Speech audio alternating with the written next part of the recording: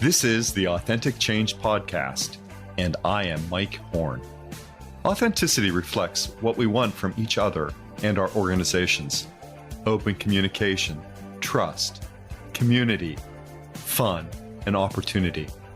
I want to help you to do your best in your personal and professional relationships. This podcast delivers expertise, insights, and approaches on authentic leadership, to live your purpose, to lead from your values, to establish connected relationships, to steward people and culture change, to build and sustain prosperity, and to open doors and possibilities. This podcast will assist you in paving the way forward to personal, team, and organizational prosperity. Welcome to this episode of Authentic Change with Mike Horne. I am absolutely delighted to have in our virtual studio today Sam Horne. No relation. We spell our surnames differently. As the audience knows, I'm Horne and Sam is Horn. And you'll note that obviously, but I just wanted to make a connection here because Sam has an illustrious career going on, bringing value to benefit so many. Sam Horne is the founder and chief executive officer at the Intrigue Agency. She's a keynoter, she's a best-selling author, a consultant, and a media resource. Among Sam's many accomplishments is one that particularly fascinates me and that I am in love with is a book that she wrote, Someday is Not a Day in the Week. And for all of the folks in our listening audience, that material from Sam Horne, that book, will really resonate on the concepts of authenticity and integrity. And Sam, I'm just delighted to have you here, given your accomplishments, how you're adding value today in the world. And can you just tell our audience a little bit more about yourself and do some justice?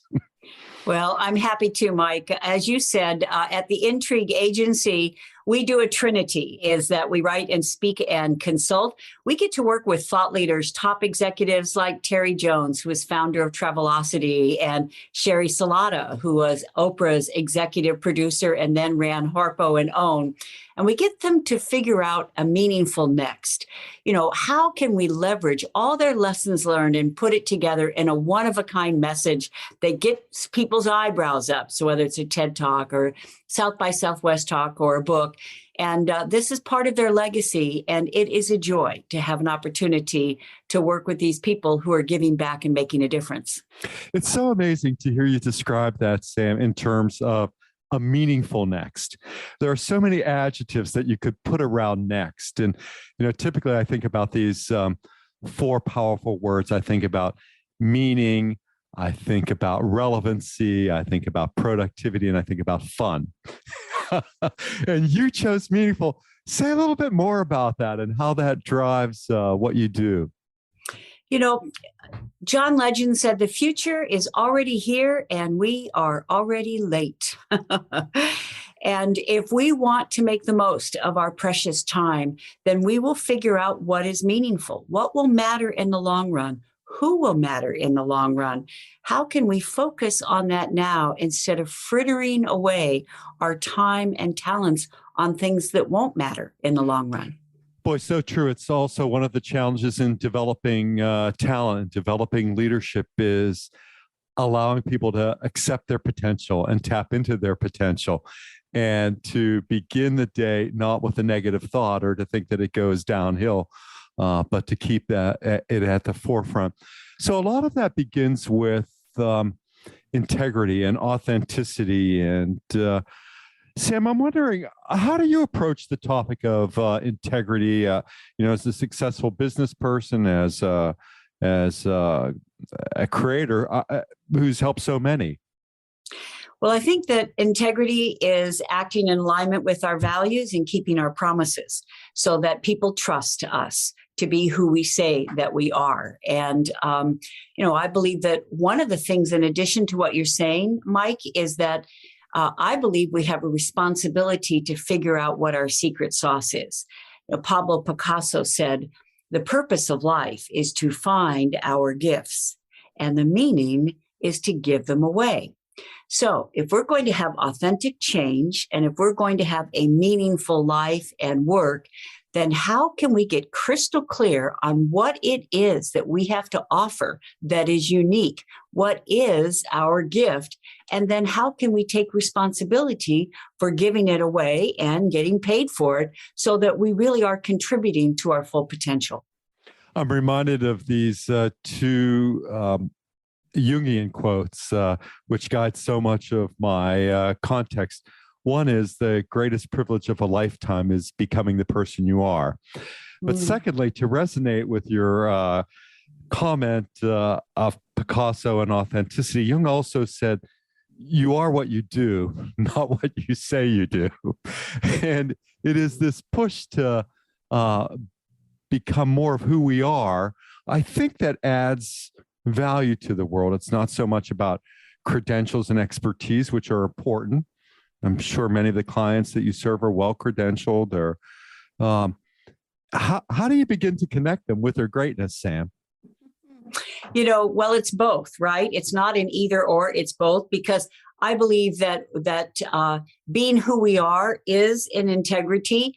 And once again, figuring out in a very crowded world where there are a lot of books, there are a lot of speakers, there are a lot of coaches and consultants, then how are we unique in that space so that we both get noticed and so that we give ourselves a competitive edge, once again, in an alignment with making promises that we can deliver?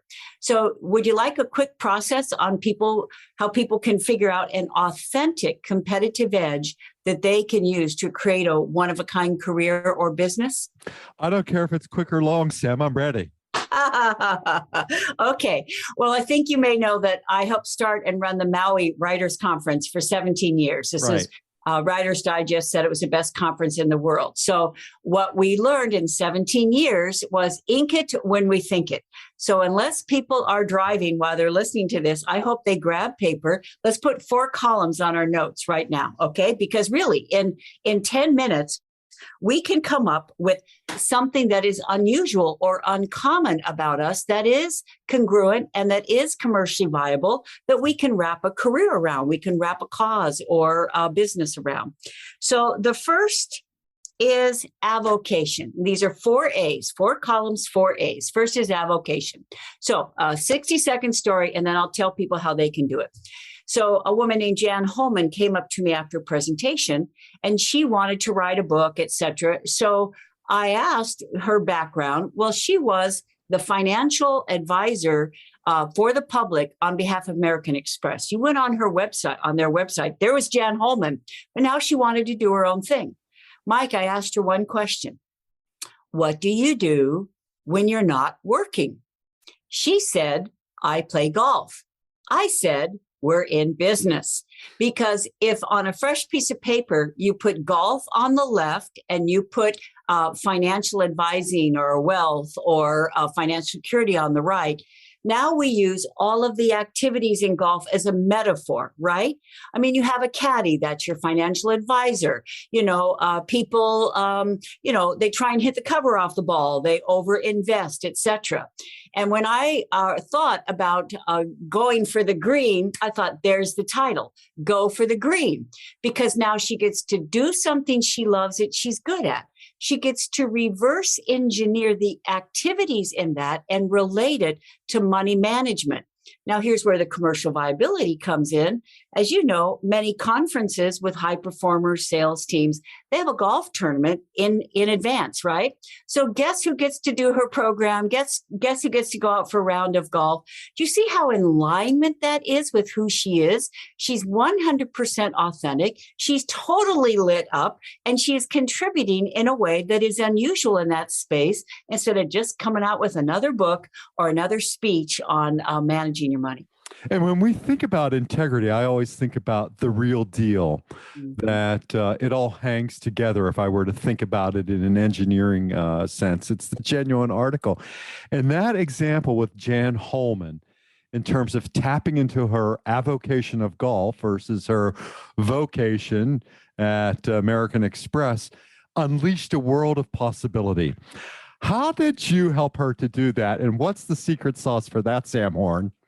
Okay, now that's a whole process. And so I'm asking Mike, because we can go deep into that, or we can talk about the other three A's if you would like, so that people that are listening can go, well, that one, not so much. Oh, that one, opens up all those possibilities. Well, Which would you rather do? You've given me such a teaser, Sam, for the four A's that I'm hooked. What comes after avocation? Let us know. Okay, next column, put adversity. Now think about a challenge that you've overcome. Think about hard times where you persevered and prevailed. Because once again, if you go deep into that, if you were able to overcome that, if you are able to extract lessons out of that, you can share that in a way that other people don't feel so alone, in a way that they can jump on your bandwagon of confidence that things will get better. So there was a woman who had breast cancer and was able to get herself well through that process. So guess what her work is called, Mike? Tell me. Make the breast of it. That's great. Great.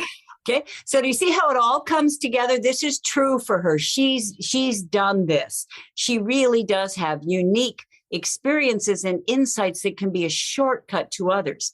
And Mike, that's a river that runs through this, is that when we have genuinely achieved something, accomplished something, learned something, and when we share it, it is a shortcut to others, so they don't have to learn by trial and terror the hard way. Do you see the value that we're offering? And I believe that that value comes, at least on a personal level, from a belief that I am worthy. And that, for many people, as they approach significant leadership roles in organizations, becomes a challenge. So this process that you have, I assume, of helping people as they move on to the second A, from avocation to adversity, I mean, they are really they're really positioning themselves from a sense of worth. And if we have time at the end, Mike, I'd love to share the story of Jana Wolf, because as you are so right, people may be able to identify something unique about them that they've genuinely done that might add value. Guess what? Then imposter syndrome comes in. Who am I? I don't have a PhD. That's kind of arrogant. It's like, I don't want to put myself up on a pedestal. All those doubts creep in, and doubts kill dreams. So maybe we'll wrap up with the Jana Wolf story about what we can do so we really do feel worthy. Take us to the third A, Sam. Avocation, adversity. What's the next A? Next one is ability. And now, what are you good at? Are you good at a sport? Are you good at photography? Are you good at cooking? Are you good at dog obedience? I mean, what? It's, and I will always remember I was speaking in Atlanta, and a gentleman came up to me, and he's a very slight gentleman. He's probably about 5'6" or so. And he himself would say unassuming. So I'm not talking out of school. And he was in marketing for Frito-Lay, and he wanted to do more speaking. And so once again, I asked him what he did when he's not working. Guess what? He runs triathlons. He doesn't just run triathlons. He's multi-time Ironman finisher. He's won his age group in Boston and New York. And I said, Mike, why aren't you using that in your speaking? Guess what he said, Mike? No, what? It doesn't relate, right? Oh, what does goodness. triathlons have to do with marketing? It's like, Oh, my goodness. So we looked for, and once again, his story is he was the proverbial last kid picked for teams growing up. He was not athletic. He was never considered a jock. And so how was he world class, literally world class? Well, we came up with the word specific edge. He was always looking for specific edge. Well, come on, what company isn't looking for specific edge? What organization or individual isn't? And so now he's once again integrated what he loves to do with his work so that he is lit up. He has a specific edge title that's the secret sauce. So it's not same old. And he is in alignment with what he loves to do and with his give back. Sam, does ability take the 10,000 hours that you often hear about in terms of developing skill? Good for Malcolm Gladwell for coming up. By the way, That is an example. If you don't name it, you don't own it. Right. Do you see how 2 words gives people a hook on which to hang a conversation and a memory? So kudos for Malcolm for understanding that one way to get a specific edge is if you come up with an epiphany or a revelation that could be a shortcut for people, name it and keep it short so it's repeatable, retweetable. Now to answer your question, I don't know if it takes 10,000 hours. However, I do believe that to be authentic and to be in integrity, we need to have done the work. We need to have been there, done that, which is why when you have people speaking on how to build teams and they haven't led a team in years and they haven't hired or fired or dealt with those dynamics, I don't know if that's in integrity. When I think about authenticity and when I write and speak on authenticity, talk about another word that often people gravitate towards is congruency. Mm-hmm. That when I am authentic, my words and actions align, and even better, my thoughts, words, and actions align, and my ABCs all line up, my attitudes, behaviors, and cognitions. And because of that congruency, I produce a sense of happiness. And what we know, and I'm not referring to the kind of happiness that comes with having a new boyfriend or girlfriend or the birth of a child, but a sustained happiness. And as you know, I mean, what we know from the social science research is that people like to be around other happy people. And there are resultant benefits, resultant outcomes that would fill a list often of typical attributes that we think in terms of increased engagement and increased productivity. So as you're beginning to put this together, Sam, avocation, adversity, and ability, you really are working at bringing out the best of who we are for that offer. What a wonderful synthesis of what we've talked about so far. And, you know, it's interesting. Listen to the words you're using. They're musical, aren't they? You know, is that resonant, congruent, harmonic, vibration? And you are right. When we are in alignment with our voice and our vision and our values, it does bring this harmony in that feels so right and it feels so good and people can sense it. In fact, do we have 90 seconds to tell a quick story about what you just said? And I have a little digression as well. So let's go. Tell your story. Okay. I was watching CBS Sunday Morning, my favorite TV show, because it's about rising tide, man's humanity to man, right? So they were interviewing Gavin DeBaker, who is the author of Gift of Fear. He's a security consultant. He also looks out for celebrities and politicians when they go overseas. And the reporter asked a fantastic question. The reporter asked, what is something surprising you've learned in your work? And Gavin DeBaker said that if ever any of their clients get kidnapped or held hostage or assaulted, do you know what his first question is? I don't. Did you have any warning? And guess what they all say? I knew something was wrong. But then their intellect overrode their intuition. They looked around and says, I'm in an armored car. It's broad daylight. What could happen?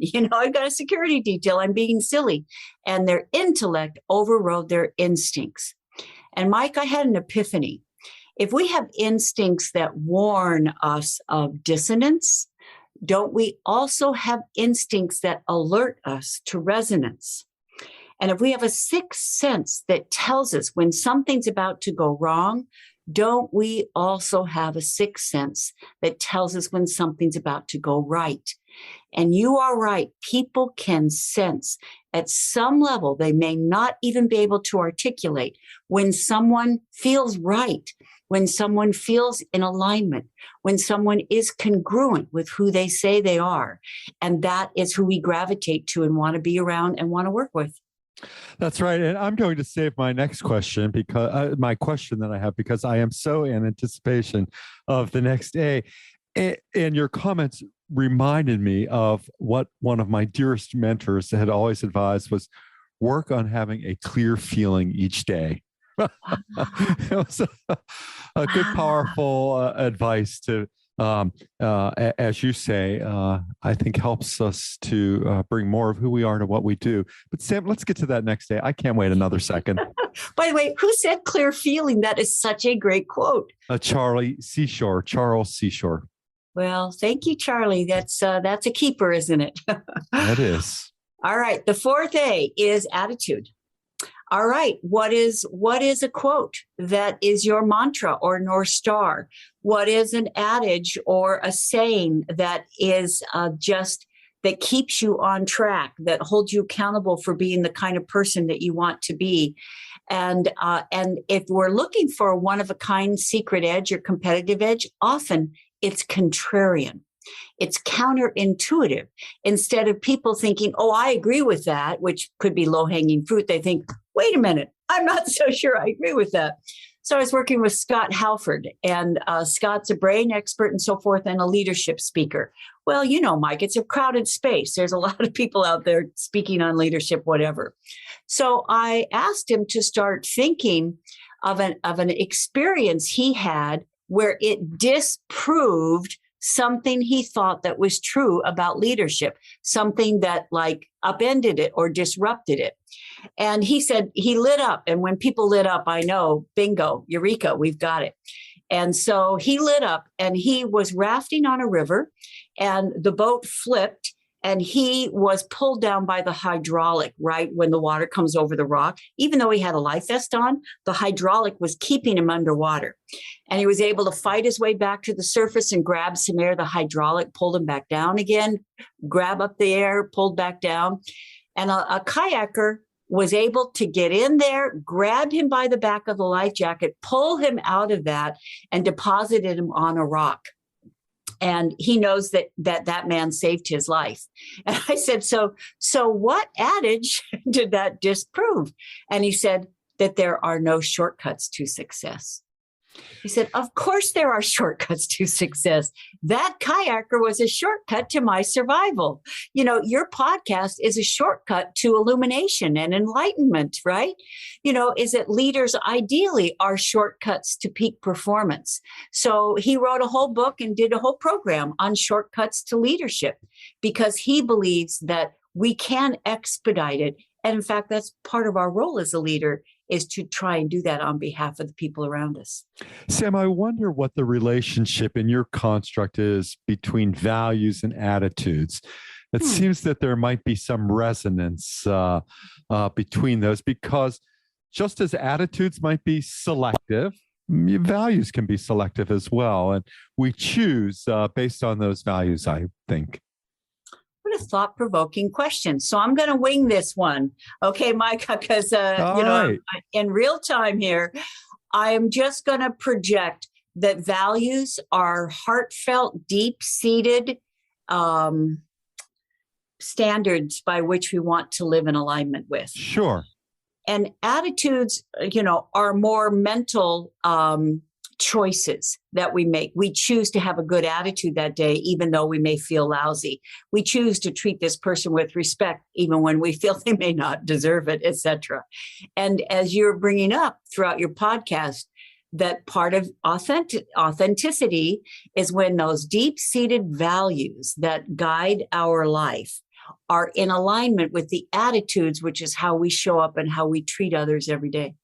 I think that's right. I mean, we are dealing in related, similar spaces. And Sam, as you think about someday is not a day in the week, and we draw, at the intersection, I believe, which between the 4 A's and what appeared in that book, what's the advice or guidance that came out of that that you offer people today? Boy, I love the flow of this, Mike, and how you're like a music conductor. A little more piccolo down with the trumpets, and we come to this little crescendo here. Okay, you have asked such a fascinating question, so I'm going to give a little bit of a tough answer. So 2-minute story that answers your question.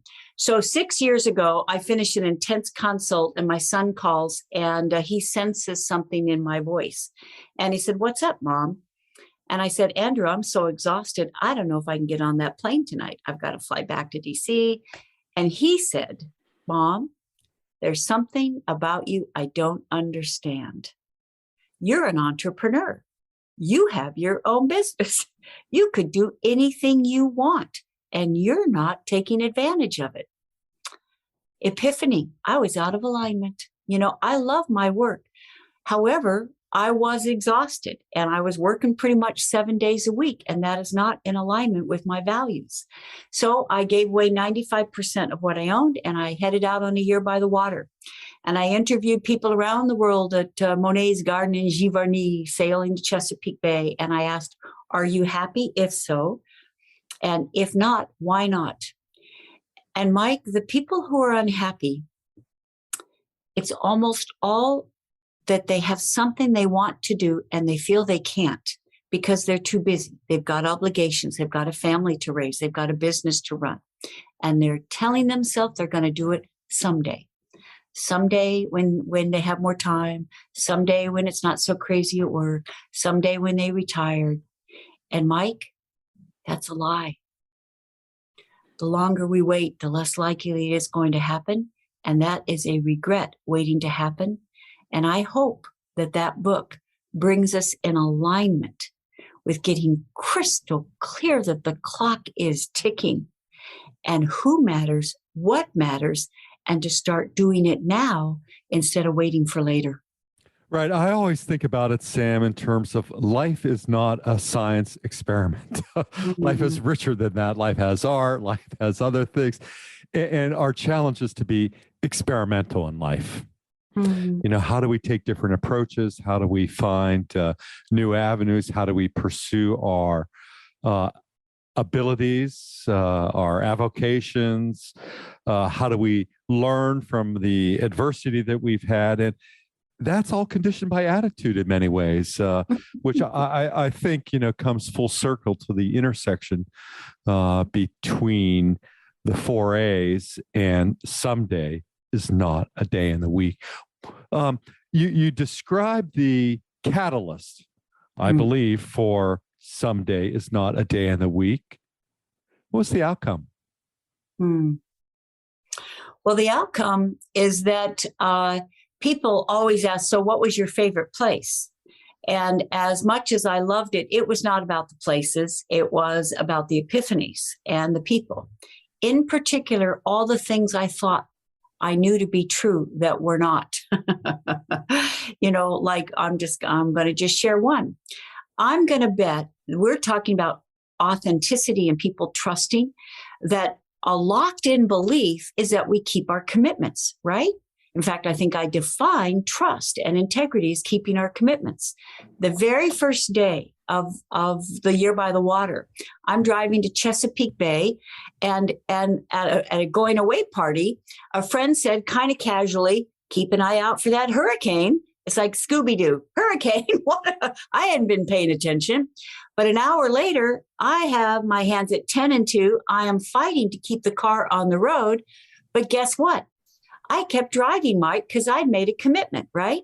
I told him I'd be there at 10 o'clock, and I keep my promises. And finally, when a wind gust about blew me off the road, this little thought bubble popped up. Why drive into a hurricane? Well, so long story short, I decided I called her. I said, it's getting a little tense out here. Is it okay if I come another time? She said, Sam, keep yourself safe. We'll be here. And a half an hour later, I was safe in a feather down comforter in a bed and breakfast. But I couldn't sleep, Mike, because I kept asking myself, what other commitments have I kept? Because I think it's the right thing to do, but they're toxic or they're putting me at risk. Or I could get in touch with the person and renegotiate them. And maybe they're thinking the same thing. It works out better for both of us.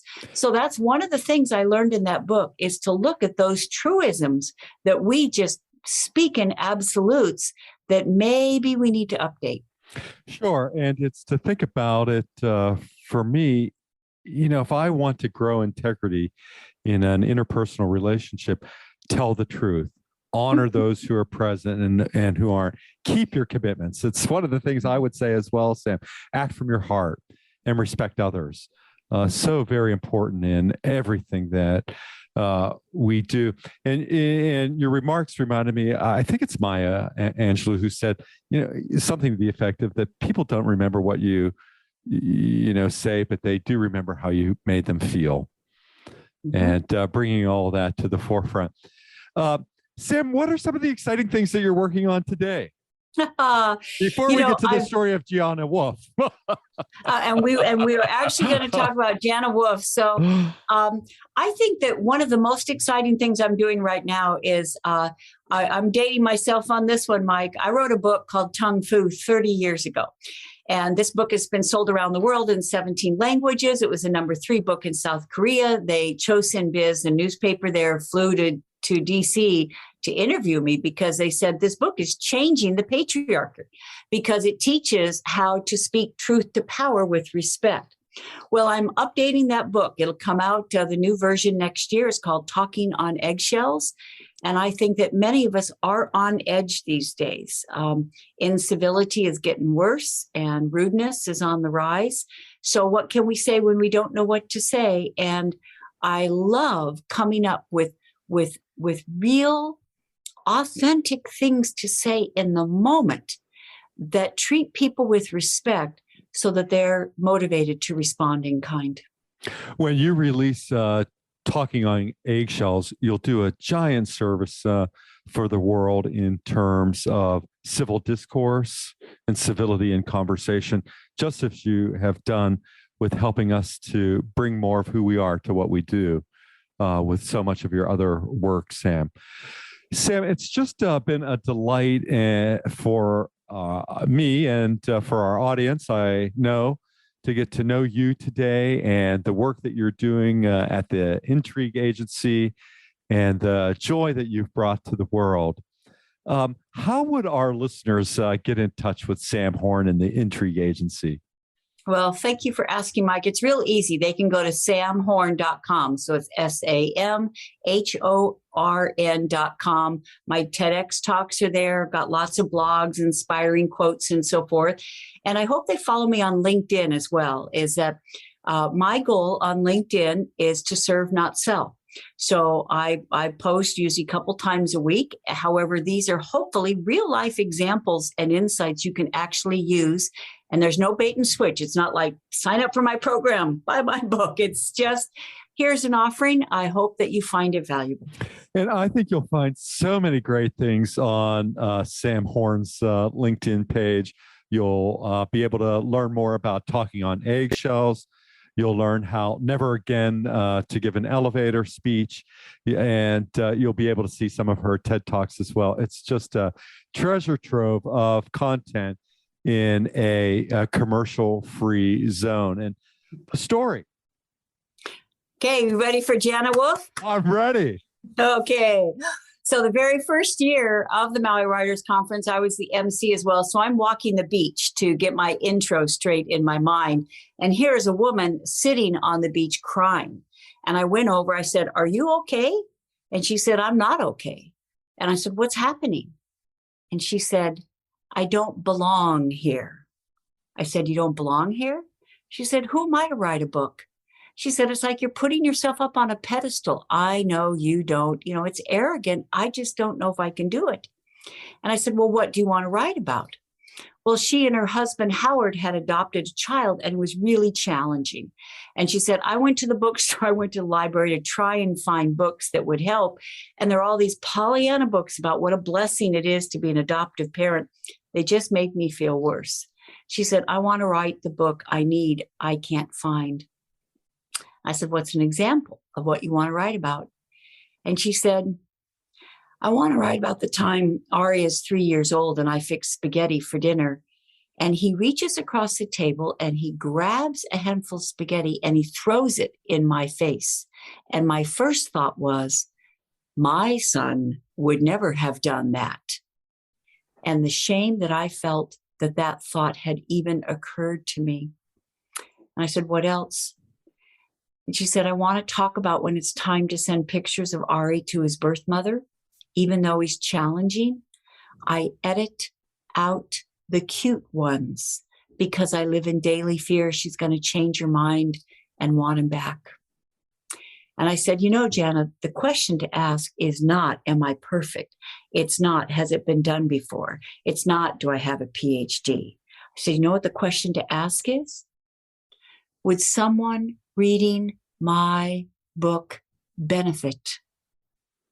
Because if someone reading your book will benefit, not only do you have the right to write, you have a responsibility to write. Have you ever thought about it that way? Lessons learned in our head help no one. And if you go online, you will find to Amazon or any of your favorite booksellers, you will find Jana Wolf's Secret Thoughts of an Adoptive Mother. It has been out in the world for more than 20 years now, and I had an opportunity to run into Jana when I was in Hawaii speaking at the Hawaii Book and Music Festival, and she told me not a week goes by that she doesn't get an email from someone saying, I thought I was the only one. So, Mike, if we're facing those doubts that kill dreams or the imposter syndrome, instead of thinking, am I perfect? Am I the world's best expert? Do I have a degree in this? No, the question to ask is, would someone out there maybe not feel so alone if you dare to tell your truth? If you have an offering of what you've been through and how you got on the other side of it, so other people know that they can too. So wonderful, Sam, and what a great way for us to continue to think about working and living authentically. And you've given some great inspiration to me and to our audience today. And I encourage everyone to visit samhorne.com or to see Sam Horne, visit Sam Horne on LinkedIn, where you'll see many of this. Again, Sam, thank you so much. It's been a great pleasure. You are really good at what you do, Mike. Kudos for the value that you're adding in the world. And for everyone, until our next episode of Authentic Change with Mike Horne, stay well. Thanks for listening, and I hope you'll subscribe today and tell a friend about our show. If you're looking for hands-on help to increase your success through authentic change, or have a question you'd like to hear me answer here, please email me at mike@mike-horne.com.